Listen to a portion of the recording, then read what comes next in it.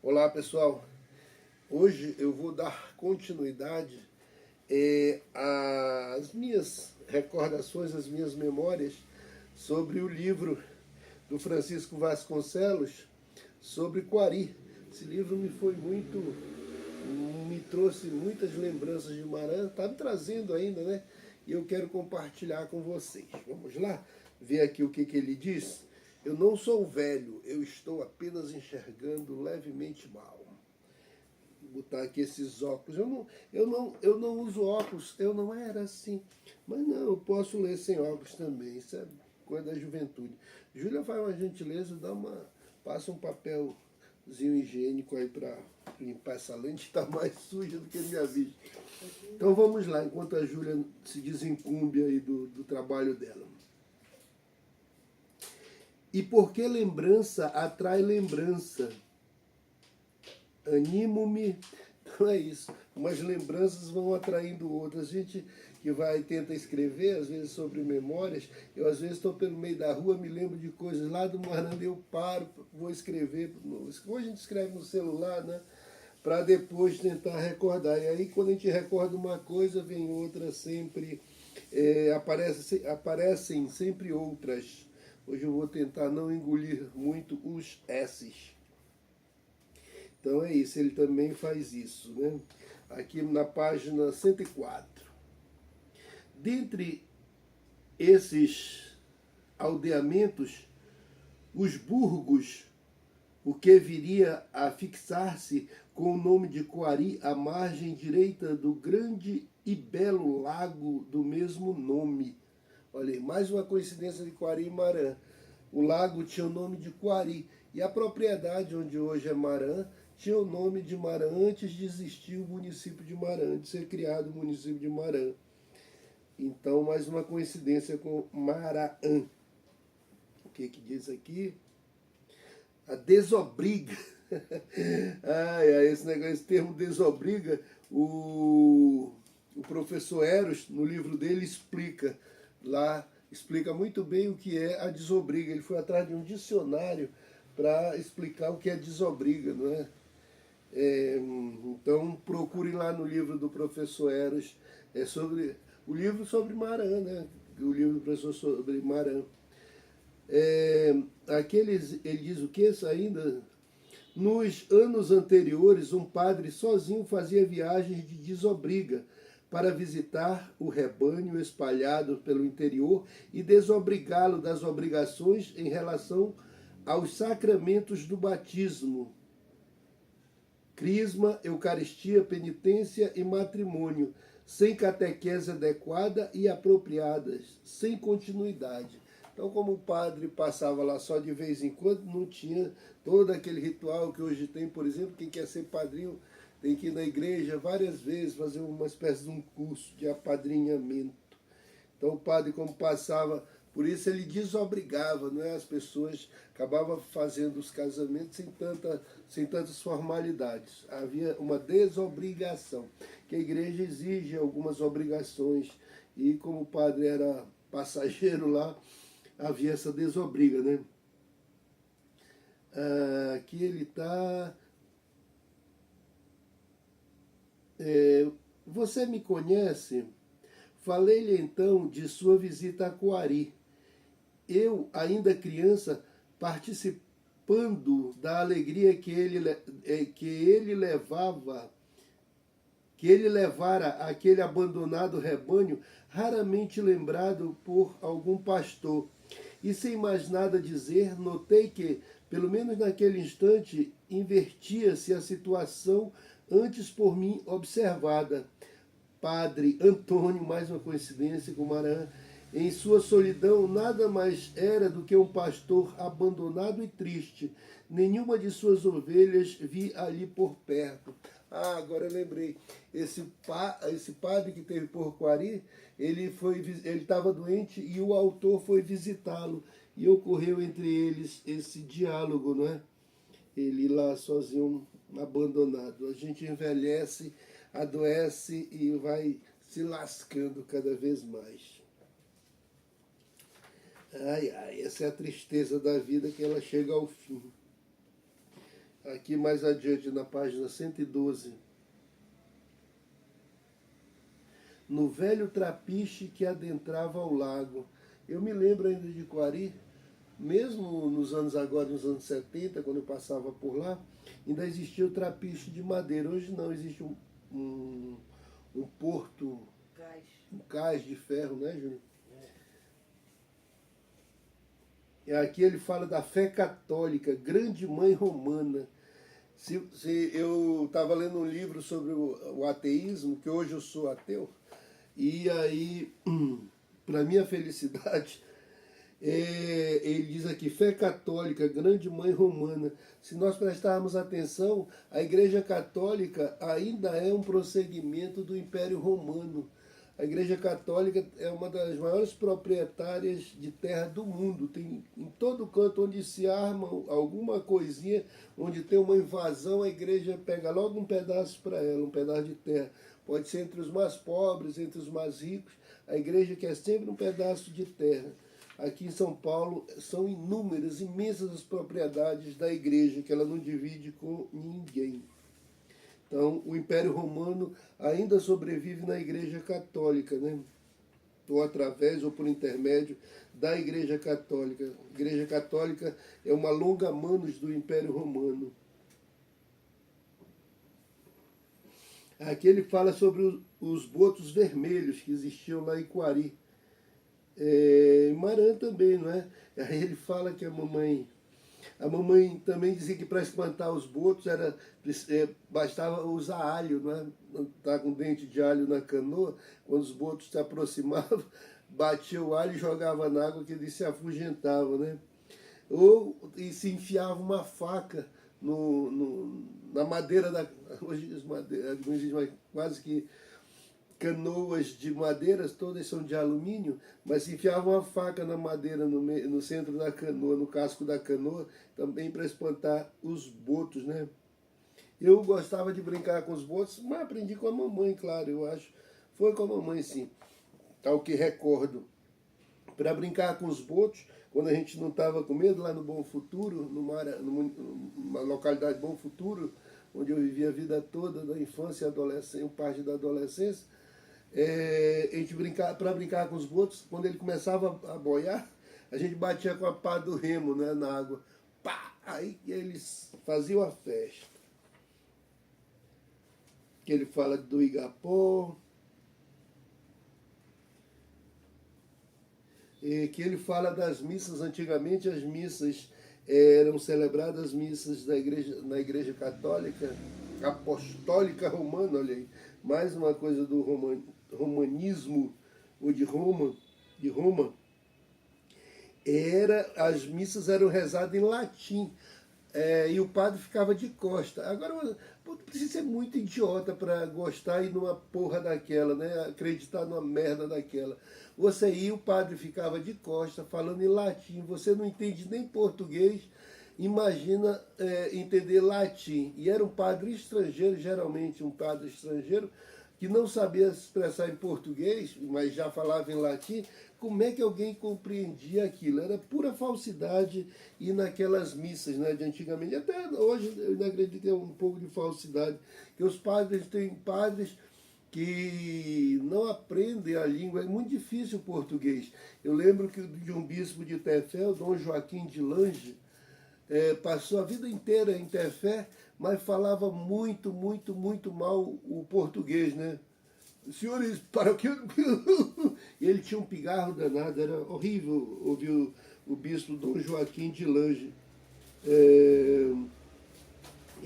falando. Eu acho que quando os padres lá em Tefé estavam entre eles, e quase todos eram holandeses, falavam sempre em holandês. E aí não aprendiam a língua portuguesa, não é? Senhores piroquianos, a gente brincava com esses piroquianos lá em Marã, brincava. Aqui ele fala, em Roma, pomposo e solene reinava Pio XII. Era época de guerra e, portanto, de grandes dúvidas e incertezas. Quem sairia vencedor de tão horrendo conflito? E E quando se daria o desfecho daquela dolorosa situação? Era difícil, sem saber com quem ficar, de que lado posicionar-se.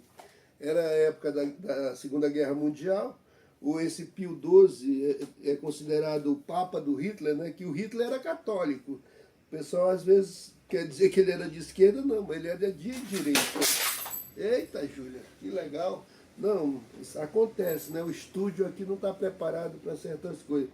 Então ele queria saber de que lado. Mas nessa época até se tomava partido, né? Não é como agora, que se alguém tomar o partido do lado do Hitler, como Getúlio Vargas era no início da guerra, estava mais tendente a ser do lado do Hitler do que vamos dizer, da outra banda. Então lá em Coari se refletia isso aí, não é? Essa disputa. O pai dele foi convocado para a guerra, não é? O conflito na Europa, que ninguém sabia onde ficava. E ele tinha medo que lá ficasse meu pai, para nunca mais voltar. Papai não foi para a guerra, mas também foi para uma viagem e nunca mais voltou. Meu pai morreu em Letícia, não é? E nunca mais voltou. Mais uma coincidência, assim, um pouco da minha vida, né? Aqui ele, na mesma página 131, ele diz: jamais tive coragem de defrontar-me com Alírio, bom de briga que era ele. Tinha eu, todavia, um fiel escudeiro, também colega de turma, que invariavelmente saía em minha defesa. Era o destemido Bacabinha, caboclo branco, daqueles que têm os cabelos em estrepe, a cabeça, de certa forma, desproporcional ao corpo, de baixa estatura. Bacabinha, tal qual meu desafeto, era bom de porrada que só. Eu, uma época em Maranhão, acho que o papai me mandou mais para Manaus, que uma época em Maranhão andei brigando bastante. Naquela época a briga era só, vamos dizer, de mão, né? Era só de mão, socos e pontapés. E eu acho que o papai me mandou para Manaus um pouco por conta disso, que eu andava muito briguento por lá. Com menino, negócio de futebol, essas besteiras assim de sem mais nem menos, né? Então, mas eu não era tão covarde quanto. Covarde não, às vezes é a situação mesmo, não adianta querer brigar com o mais forte, às vezes o mais forte também é um leso, mas às vezes o tamanho impõe respeito, né?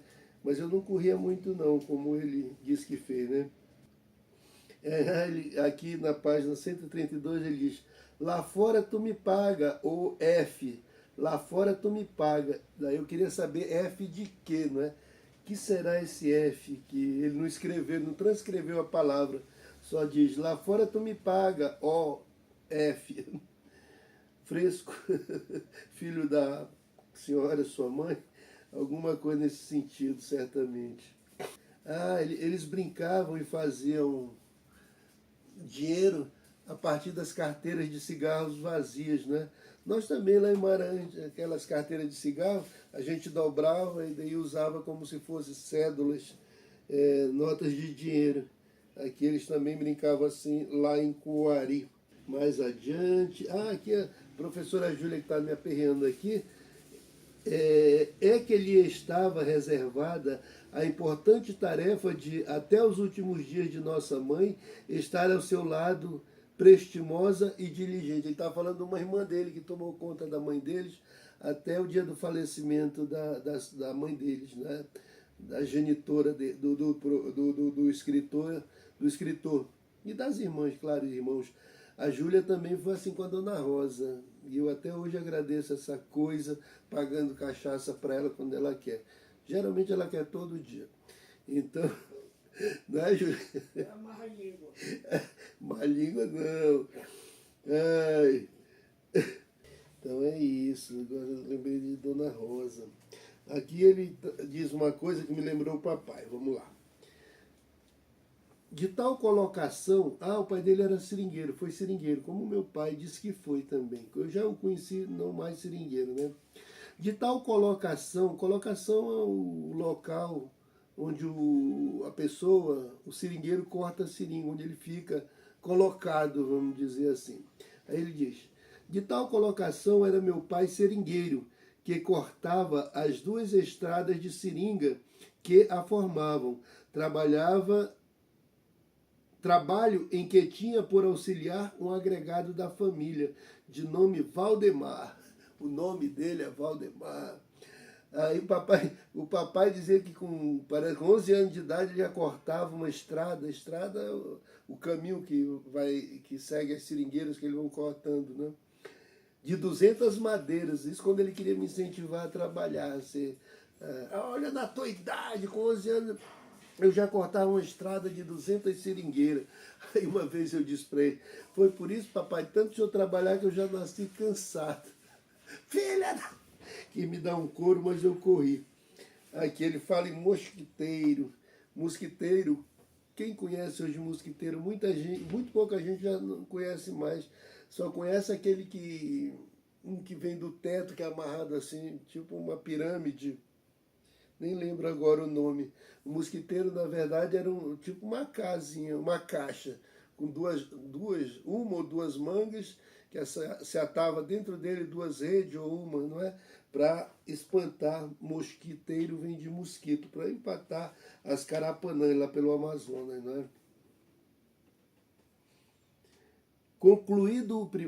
Sobre a vida dele, ele diz: concluído o primário, que fazer dali em diante? Ele concluiu o primário lá em Quari. Aí não tinha mais e ele decidiu o que fazer, não é? A possibilidade de sair da minha terra e de procurar Manaus, o único meio mais adiantado que havia era ficar ali e, como tantos colegas de infância, seguir a rotina. Exatamente o que eu fiz. E ele fez anteriormente, claro, eu não sabia. Então ele saiu de Quari e foi para Manaus após a conclusão dos estudos em Quari. Não podia mais, não tinha como prosseguir, né? E eu também saí de Marã por falta de sequência nos estudos. O Estado, e nem particular, o Estado não oferecia, particular menos ainda, escolas capazes de nos receberem após a conclusão do primeiro grau, como a gente chamava à época, né? Diz ele aqui na 141, daquela escola preparatória, fui um dos primeiros alunos, éramos poucos. Se não me engano, cerca de 10 ou pouco mais que isso. Não me recordo de todos. Lembro-me de Luiz Moraes, de Carmen Sintra, filha de Dona de Cota, de seu João Paulo, ela, agente dos Correios, de Teresa, irmã de Pedro Paulo, conhecido por Dado, o primeiro sacristão com quem contaram os padres recém-chegados. Teresa abraçaria anos depois a vida religiosa, ingressando no convento das Irmãs Adoradoras do Preciosíssimo Sangue e tornando-se irmã Maria Elizabeth. Lembro-me ainda de um colega a quem chamávamos de Caboquinho, que morava na rua da frente, na casa de dois irmãos, comerciantes conhecidos por cabeças brancas, cearenses, de quem parecia ser sobrinho. Essa passagem eu fiz questão de ler, que eu lembro. Eu tenho foto na sala de aula com a professora Darcy, eu, Júlia, França, Cirã, Giselda, salvo engano. Não, Giselda está na foto. Então éramos esses os alunos, e a mesma coisa eu tenho a lembrança e a foto dessa minha época lá em Marã, não é? Do colégio quando começou a educação regular, vamos dizer assim, em Marã, fornecida pelo Estado do Amazonas, não porque o município é Estado, a União é Estado, mas pelo Estado do Amazonas, pelo ente federativo Estado do Amazonas. Aqui ele vai falar da professora Maria Augusta. A professora Maria Augusta não passou mais de um período letivo em Quari. Sua reconhecida beleza despertava a atenção da rapaziada da cidade, principalmente de Munir, jovem bem afeiçoado, o mais novo dos irmãos Mansur, prósperos comerciantes. Fiel, todavia, ao grande amor que deixara em Manaus, para lá voltaria sem permitir que alguém em Coari lhe segurasse o coração. De longe, ou melhor, da janela do café vai ter, no trapiche, antecipadamente vivendo a mais sentida saudade, assistia o seu embarque. Era a segunda professora que partia, sem que houvesse qualquer esperança de retorno, e confesso que, pela segunda vez, chorei de saudade. Maria Augusta, alguns anos depois, tornar-se-ia minha cunhada. Viria eu a casar-me com Grace, uma de suas irmãs, igualmente bela. Eu não tive essa sorte, mas Imarã era uma professora de Coari chamada Dolores. Ela chegou lá casada com Edmilson, sei lá, que é apelido Pirarucu, que era sobrinho do seu Ramiro Ferreira de Matos. Mas eu achava a Dolores tão linda, tão bonita. E quando ela partia, eu chorava de saudade. Mas depois ela estava separada, né, do Pirarucu. Então, até pouco tempo eu vi a professora Dolores e disse isso para ela. Às vezes eu visitava a casa lá, onde a casa dos professores, logo que ela partia, e cantava aquela música. Nessa casa onde morou felicidade, hoje é o inferno para mim. Do Bartol Galeno. Fazia sucesso à época. Ai, ai, ai, ai. Mas são só recordações e saudades. Aqui ele diz, no 146, referindo-se a Edgar da Gama Rodrigues, seu Dedé, de quem politicamente era partidário, contou-me que dele ouvira, com sabor de profecia, as seguintes observações sobre o futuro político de Coari. Vai subir um cardume de tubarões, vocês devem se unir com os agaias para lutar. Ninguém desta terra terá mais vez. À época, parece-me, alguém que não era do agrado de Zequinha e forâneo, já ocupava a prefeitura ou insinuava a disputá-la. Engraçado, ele estava preocupado com Coari e os coarienses acabaram por invadir Maranhão, né? Se for, eu não sei até onde foi isso, os de fora, prefeito em Coari, mas os coarienses, se não tiveram vez em Coari, foram para Maranhão. Lá, por exemplo, já falei do seu Antônio Simonetti, que foi o primeiro coariense, depois Manuel Soares e depois Cícero Lopes. Ele está falando de uma pessoa e aí ele diz, dele hoje ninguém mais fala. É aquilo. Inúmeras pessoas são esquecidas. Por exemplo, papai levou uma época um senhor chamado Plácido, lá das bandas de Fonte Boa, eu creio. Aí o seu Plácido foi para lá, ele tinha perna assim, igual a do Garrincha. E aí hoje quem lembra do seu Plácido?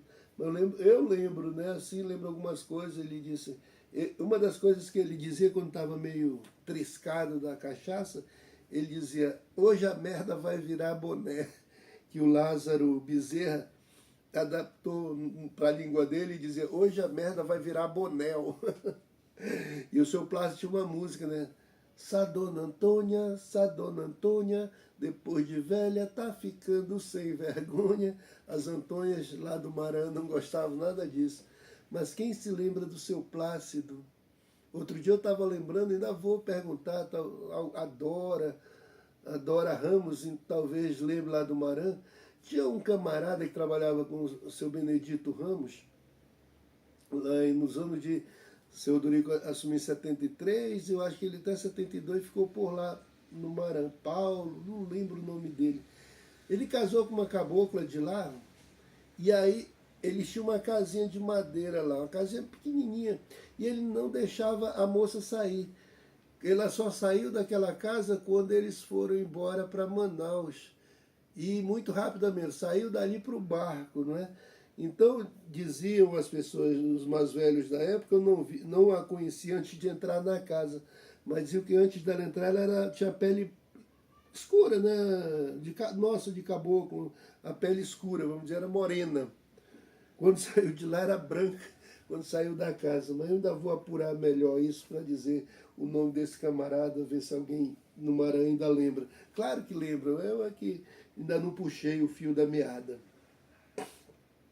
Ainda sobre que ninguém mais lembra, ele diz aqui: tal circunstância parece-me suficiente para demonstrar que não tem havido a menor preocupação em preservar a memória da cidade. Isso que eu já disse numa outra vez. Exatamente, o povo de Marão, os meninos de Marão, os mais velhos, tem que perguntar aos seus pais e escreverem, né, sobre a história de Marão, sobre o que eles lembram do passado de Marão. Outro dia, no livro do professor Eros, falou-se no seu Pedro Jaua. Seu Pedro Jaua era um negro, preto, como se diz, que veio de Fonte Boa, eu creio, e com uma família muito grande, né? Nós temos ainda a Odneia, que é filha dele, lá em Marã. Temos o Azamor, que foi nosso chefe como escoteiro, veio sumiu, não é? Tem aquele sumiço que ninguém explica. E temos outros filhos do seu Pedro Já, a Dona Nath por lá, Dona Nath e outros. Atacildo, meu querido Atacildo. Aqui mais adiante na página 150, onde eu vou fazer uma paragem para continuar num vídeo seguinte. Não subscrevo a veracidade desse episódio, que talvez faça parte do imaginário popular, ou possivelmente da melancolia de desafetos. Então, muitas coisas que às vezes a gente escreve, como escreve por ouvir dizer, a gente não subscreve a veracidade da coisa, a gente subscreve aquilo que ouviu de outras pessoas sem saber se era verdade. Às vezes nós não temos como checar, não é? O que é aquilo. Então, às vezes a gente peca por isso aí, não é? Mas é a única coisa, a única forma que a gente tem de certo modo, preservar. E quem souber melhor, que escreva em cima daquilo, que explique, que mostre que quem escreveu estava errado por isso ou por aquilo, não é? A última, eu prometi que era a última, mas aqui tem um parágrafo, é melhor seguir a última dessa parte, dessa terceira parte, né? Voltando ao jocoso episódio antes narrado, não tenho lembrança de como chegou ele ao meu conhecimento, aquilo que eu acabei de dizer. Possivelmente resultado de conversas em família, já que, por laços bem estreitos, estou ligado a um dos filhos do velho coronel, Fausto de Aguiar Pinheiro, a quem devo a acolhida que me dispensou em Manaus, num dos meus mais difíceis momentos de minha vida. Num dos mais difíceis momentos de minha vida. Lembrei do tio Osório. O tio Osório me acolheu em Manaus, aos trancos e barrancos, mas me deu realmente essa acolhida e eu serei eternamente grato a ele. Às vezes falo algumas coisas, mas é mais de coração, querendo que aquilo não se repita com outras pessoas, mas meu tio me deu a melhor acolhida que ele poderia dar. Claro, dentro dos moldes dele, que às vezes era meio estúpido, mas ele poderia cantar a música do Roberto Carlos, né? Eu sei que eu tenho um jeito meio estúpido de ser, e essa estupidez eu até herdei do meu tio, do meu saudoso tio. Obrigado, tio Osório. E olha aí, mais uma coincidência. Aqui ele vem e diz: dois deles, Odileia e Lucimar, nascidos em Coari, e todos, sem exceção, testemunhos de uma luta cuja vitória, por dever de justiça e gratidão, deve com eles ser divididas. Ele está falando dos primos dele, né? Que a vitória dele, que ele conseguiu estudar, se deve ao acolhimento dessa pessoa e os filhos dessa pessoa. Na casa do tio Osório eu não tive, porque não era muito do gosto dos meus primos estudar, né? Estudaram, mas não tinham tanto afinco, então não valorizavam aparentemente o estudo. Eu lembro que eles gozaram da minha cara, quando viram nas minhas coisas um livro de curso de ator por correspondência que eu tinha, né? Levei de Maran, que eu estudei comprei pelo reembolso postal, levei para Manaus. Quando eu vi, eles ficaram gozando da minha cara, olha, quer ser ator por correspondência, essa coisa toda. Mas justamente foi naquele livro, como eu digo lá nas minhas memórias, que eu entrei em contato com o mundo da cultura teatral, não é? Lá eu li aquela peça, Eles Não Usam Black Tie, do Jean Francesco Guarnieri. Foi ali que eu comecei a gostar mais ainda de cultura. Então, foi bom para mim, mas não tive realmente, não tinha um parceiro assim de estudo na casa do tio Osório. Mas é isso, depois eu continuo com, certamente, o último capítulo dessa saga, tá bom? Tchau, pessoal.